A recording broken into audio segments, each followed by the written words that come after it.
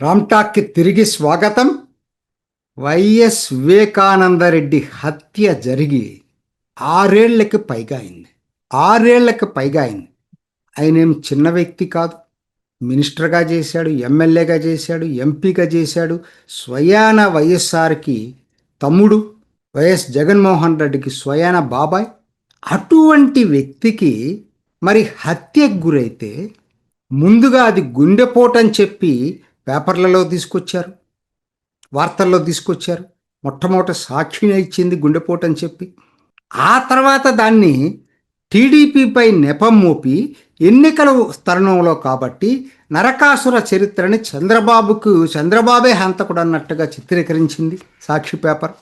మరికొన్నాళ్లకు అసలు అది కూడా కాదు, తప్పించుకోలేని పరిస్థితిలో వచ్చినప్పుడు కన్న కూతురి మీదే నెపం వేశారు. వెయ్యటానికి కూడా సొంత బాబాయి హత్యకు గురైతే ఎలా తప్పించుకోవాలో తెలియక చివరికి ఆయన క్యారెక్టర్ అసాసినేషన్ చేయటం మొదలుపెట్టారు. ఎవరికి లేవండి చిల్లులు లేనటువంటి వ్యక్తులు ఎవరో చెప్పండి వీళ్ళల్లో, ఈ రాజకీయ నాయకుల్లో. వీళ్ళు ఇప్పుడేంటి ఆయనకేదో రెండో పెళ్ళ ఉన్నట్టు ఉంటే ఉండొచ్చు. దానికి దీనికి అసలు జరిగిందేంటి, ఎందుకు ఇప్పుడు అట్లా అంతటితో ఆగలేదు కదా. సిబిఐ అధికారులు బెదిరించారు. తర్వాత సిబిఐ వైఎస్ అవినాష్ రెడ్డిని అరెస్ట్ చేయడానికి వెళ్తే పోలీసులు కోఆపరేట్ చేయలేదు. అంటే ఇవన్నీ సర్కమ్స్టెన్షియల్ ఎవిడెన్సెస్ ఏం చెప్తున్నాయండి? వీటన్నిటికీ ఇప్పుడు వైఎస్ వివేకానందరెడ్డి క్యారెక్టర్ని గురించి మొట్టమొదట రాసిన పేపర్ ఏంటి? అసలు గుండెపోటని చెప్పినటువంటి వ్యక్తులు ఎవరు?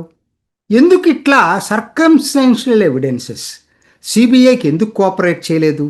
అంటే ఇవన్నీ కూడా సర్కమ్స్టెన్షియల్ ఎవిడెన్సెస్ ఏం ప్రూవ్ అవుతున్నాయి?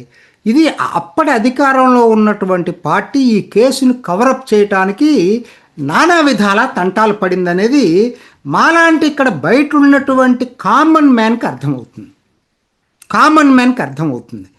సరే ఇప్పుడు జరిగిందేంటి? సుప్రీంకోర్టులో సిబిఐ చేతులెత్తేసింది. కేసు క్లోజ్ అయిందట. ఎలా క్లోజ్ అయింది? హంతకులు దొరికారు, కానీ ఈ హత్యను చేయించింది ఎవరనే కుట్రదారుల విషయంలో మాత్రం ఏమీ తేల్చకుండానే సిబిఐ కేసును క్లోజ్ చేసిందట. ఎలా చేస్తుందంటే నాకు చెప్పాలి.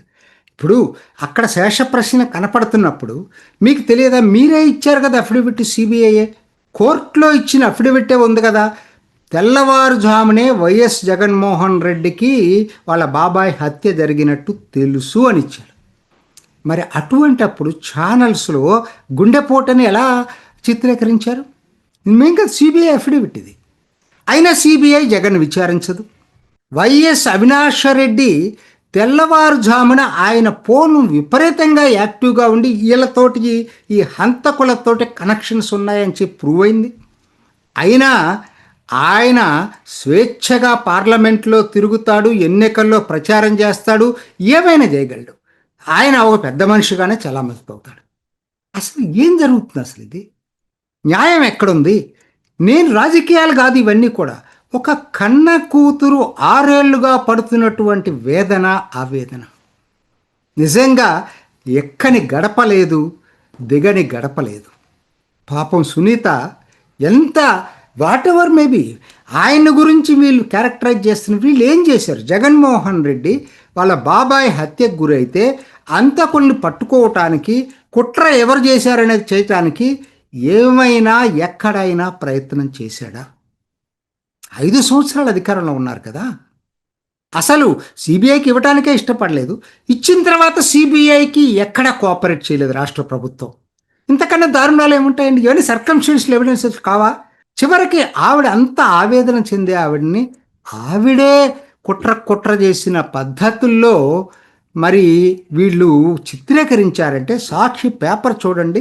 నేను చదివాను, దాని మీద ఎన్నో ఆర్టికల్స్ ఆవిడ మీదనే ఆరోపణ చేసే పరిస్థితి వచ్చింది. ఇది ఒక సినిమా థ్రిల్లర్ని తలపిస్తూ ఉంది, సినిమా థ్రిల్లర్ని. చివరికి సిబిఐ చేతులెత్తేయటం ఏంటండి? మరి హంతకులు ప్రేరేపించింది ఎవరు? ఎందుకు ఈ శేష ప్రశ్న మిగిలిపోయింది? ఎవరు దీన్ని పూర్తి చేస్తారు?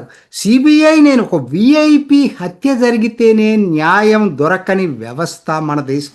ఓ కన్న కూతురు ఇవాళ వేదనతోటి 6 ఏళ్ల తర్వాత పార్లమెంట్లో ఉన్న అందరి పార్లమెంటు సభ్యులకి, ఆంధ్రప్రదేశ్ ఎమ్మెల్యేలకి, ఎమ్మెల్సీలకి తన కన్నీటి గాథని చెప్పుకుంటూ నాకు న్యాయం చేయండి అని అభ్యర్థిస్తూ ఉంది.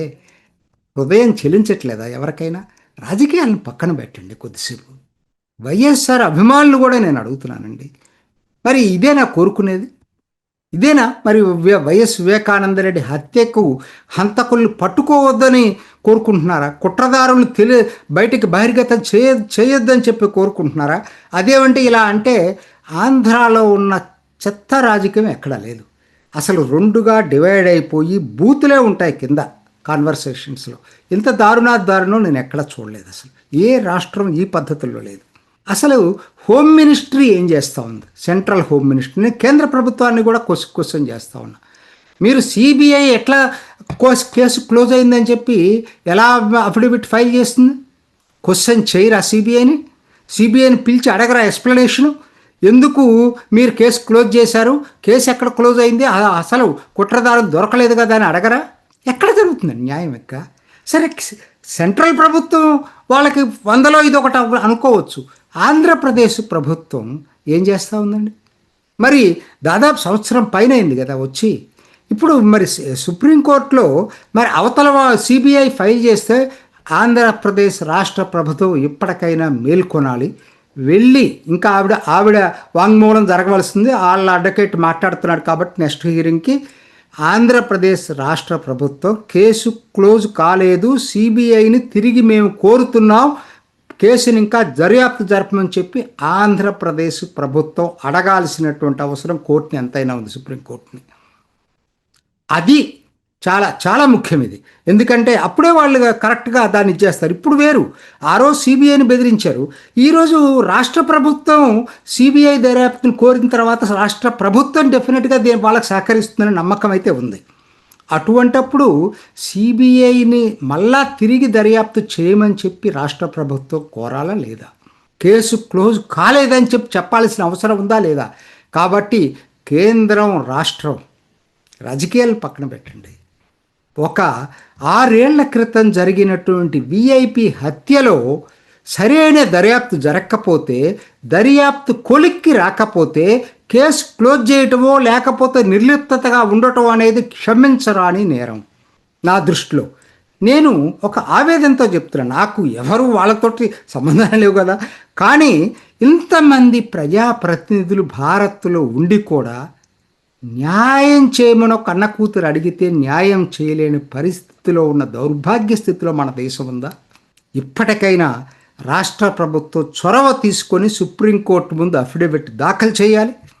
దీన్ని సిబిఐ తిరిగి దర్యాప్తు జరపాలి.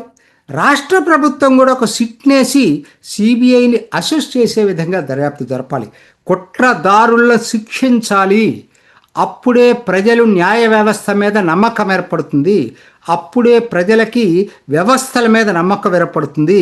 అందుకోసం రాష్ట్ర ప్రభుత్వం, ప్రజాప్రతినిధులు, కేంద్ర ప్రభుత్వం అందరూ కలిసి కట్టుగా ఈ కేసుని పరిష్కరించాల్సినటువంటి అవసరం ఎంతైనా. ఇది ఈనాటి రామ్ టాక్. ఇంకొక ఎపిసోడ్లో మళ్ళీ కలుసుకుందాం. నమస్తే. చూసారు కదండి, మరి ఈ వీడియో కనుక మీకు నచ్చినట్లయితే ఒక లైక్ కొట్టేసి మీ అభిప్రాయాన్ని కూడా కామెంట్ బాక్స్లో తెలియజేస్తూ ఇలాంటి ఇంట్రెస్టింగ్ అప్డేట్స్ కోసం మా ఛానల్ని సబ్స్క్రైబ్ చేసుకోండి.